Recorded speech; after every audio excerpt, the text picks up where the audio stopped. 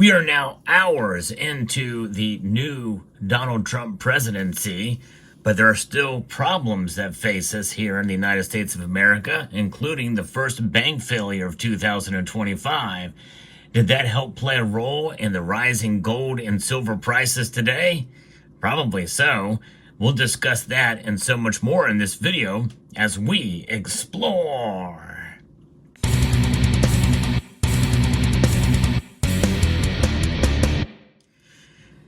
A president gets elected, a president gets inaugurated, hours in. There are certain changes that can take place immediately, but the economy is one thing that will take a while to get back on track again. If you really believe that the economy is suffering, and I'm one of those that feel it is, there's a lot of government spending going on out there, and there's a lot of hardship as well. Inflation is one of the biggest things that has hurt a lot of Americans over the past really 4 years here. But here we are now, we have a new president, but there have been bank failures too. Some that I have missed, but this one here happened 3 days ago on January the 17th of 2025. Pulaski Savings Bank of Chicago was closed by the Illinois Department of Financial and Professional Regulation, which appointed the Federal Deposit Insurance Corporation as a receiver. To protect depositors, the FDIC entered into a purchase and assumption agreement with Millennium Bank of Des Plaines, Illinois, to assume all deposits of Pulaski Savings Bank. The sole office of Pulaski Savings Bank will reopen as a branch of Millennium Bank during its normal business hours on Saturday, January the 18th. Depositors of the failed bank will automatically become depositors of the Millennium Bank. The deposits assumed by Millennium Bank will continue to be insured by the FDIC, so there is no need for customers to change their banking relationships. Now, this press release kind of goes into this, makes it almost sound like it's just another day, a new bank with a different name, but the same situation, and it won't make that much of a difference. But the fact that the FDIC keeps track of these, a list of these different banks, tells you something. In fact, it is a few and far between that this happens, and so that the fact that this has occurred is a sign. I don't know how big this bank is, but obviously it's not the biggest. It's not made major news. In fact, there's been other bank failures that have occurred in rapid succession over the course of 2023, especially starting on March 10th. 2023 is when Silicon Valley Bank fell, and then Signature Bank a couple of days after that. In May, all through 2023, we saw some. And then it ended on November the 3rd, 2023 with Citizens Bank. Not much has occurred since then. And of course, the fear was that there was a big gap between bank failures that had occurred during the led up to the financial crisis of 2007 and 2008. So what gives there? Well, that was 7 months. And then we saw what the big stuff happen. Well, we were kind of anticipating that to happen again, and it didn't really. In fact, really, we didn't. The next one that came about was in April of 2024 with a Republic Bank that we talked about on this channel, and that was in April of 2024 last year, and nothing since then, except one flew under the radar in October of last year, the First National Bank of Lindsay, in Lindsay, Oklahoma. And so that was the last one until this one today. Could this be the start of a new cycle? I don't know. It'd be very interesting. By the way, thanks to Summit Metals for sponsoring this channel. SummitMetals.com for all your precious metals needs. So that is the number that we have here. Could that have played a role in gold and silver's price moves today? I don't know. It very well could have played a small, minor role. But unless bigger banks are at the fault here, then or fall, I don't think we're going to see a whole lot. Unless we see a whole lot more small banks fall in succession, like we saw in 2023. Likely, this is only a blip on the radar for precious metal prices and for the overall market in general. Speaking of precious metals, well, what did they do today? Well, they indeed did rise. They started out last night falling a bit, Remember, the markets are closed here today for Martin Luther King Day, and it is Inauguration Day as well. But the world markets are open, and the silver is up 15 cents right now to $30.55. Staying above $30.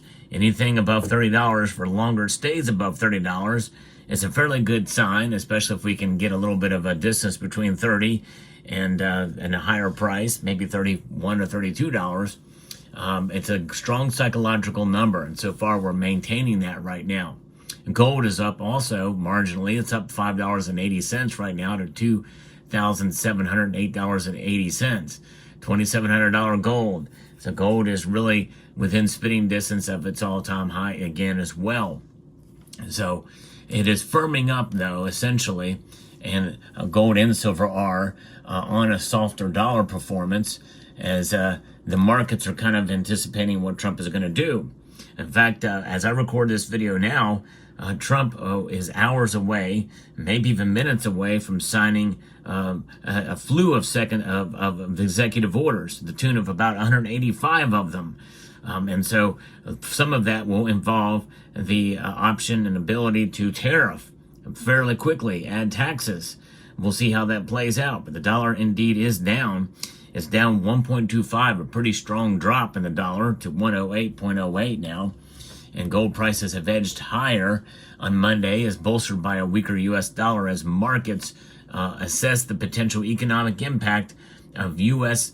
President Donald Trump's second-term policies following his inauguration, which has just happened hours ago.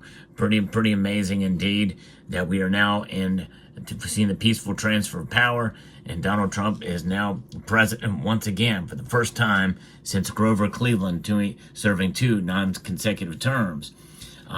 Gold futures fell a bit to $2,730.20, reducing the premium over spot price after a Trump administration official said that President Trump would issue a broad trade memo on his first day in office that stopped short of imposing new tariffs. So we really don't know when those new tariffs are coming, but this essentially sets up the framework for that to happen. The price spread between New York futures and spot price was inflated in recent weeks as traders priced in the possible U.S. import tariffs and boosted deliveries into the CME stocks we discussed here. I believe Donald Trump's presidency will result in higher market volatility, while some of his policies might keep inflation higher for longer. This should continue to support safe haven assets like gold, according to UBS analyst Giovanni Stuvano. Well, and the thing is there's no reason for him to say that, because his policies, unless his policies are to print more money, which that could be the case, but there's no evidence that is something that has been talked about or discussed by the Trump presidency for the Federal Reserve just to start printing more money again. That is the only reason for inflation to occur, is printing money. And that comes from government spending. And from what I understand, the U.S. government now is in position to cut spending according to what DOGE is going to be offering, Department of Government Efficiency. And so I think they're talking about tariffs there, but again, it's something I have to correct every single time it's brought up. This is Reuters, after all, we're referring to here. Gold is used as a hedge against inflation, although Trump's inflationary tariff policies could prompt the Federal Reserve to keep rates higher for longer, diminishing the non-yielding bullion's appeal. And again, tariff policies do not cause inflation. I can't stress that enough. There's only two things that come out of that inflation, and the cause is government spending. The reaction is from the Federal Reserve to print more money to cover the cost of government spending. You can't tax your way out of it, so they have to print money, which in a form is a backhanded tax against us Americans, especially since this thing has lost so much value. And just in the past 4 years, it's lost a lot of value. Inflation has got to stop. And the best way to do that is to curb spending from government. That's really going to be the only way, because you suffer as a result of it, even if some of that money comes back to you in the form of stymie checks and the like, and stimulus and other ways. It's not a healthy way to do things, for sure.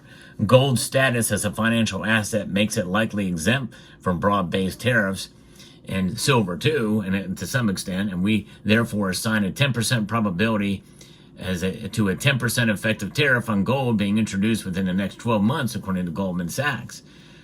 Trump has talked on tariffs as much as 10% on global imports, as well as 60% on Chinese goods, and a 25% import surcharge on Canadian and Mexican products. Now remember, silver makes up a lot of products out there, especially with electronics. So that very well could be one metal that, though it won't be tariffed directly, it could be essentially hurt by it. We'll see how that plays out.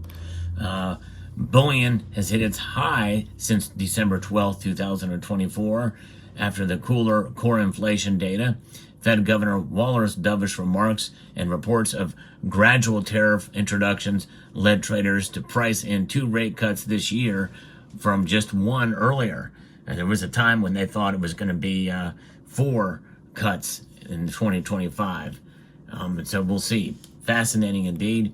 But nonetheless, we're going to keep an eye on what happens with other banks that could be closing throughout this beginning part of this year.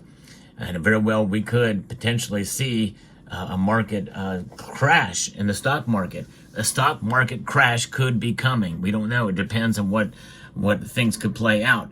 If that is the case, watch for gold and silver to drop dramatically during that time and see how the Trump administration reacts to it. It'd be very interesting to see how it plays out. There's a lot of pressure. There's not a lot of economic pressure here, folks, that we have to contend with. And so we've got to see how that plays out. Let me know what your thoughts are in the comment section down below. Hope you found this video informative, insightful, and educational. I like to give you the latest reports on world of precious metals. So if you enjoy what I do here, I hope you will consider subscribing to the channel. And I'd like to extend a multitude of gratitude to each and every one of you for taking the time to watch, and encourage you to please rate, share, comment, and subscribe.